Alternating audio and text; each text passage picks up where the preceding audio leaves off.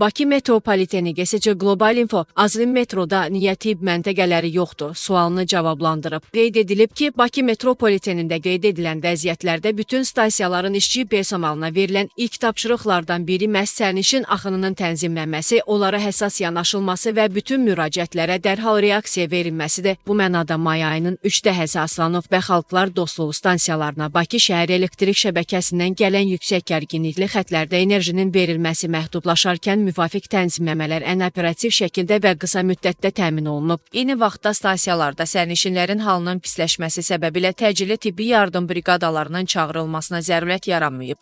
Qeyd edilib ki, Bakı Metropoliteni sərnişin daşıma fəaliyyəti ilə məşğul olan nəqliyyat müəssisəsi də tibb məntəqəsini açmaq, onun fəaliyyətini təşkil etmək, tənzimləmək kimi səlahiyyətimiz yoxdur. Bir neçə gün öncə Bakı metrosunda elektrik kəsintisi nəticəsində qatarın 15 dəqiqə tuneldə qalması bəzi məsələləri gündəmə gətirib. Deyək ki, həmin vaxt əksər sərnişinlər səhhətlərində müəyyən narahatlıqlar yaşadıqlarını, ancaq metroda hər hansı tibb məntəqəsinin olmadığını bildirərək narazılıq ediblər.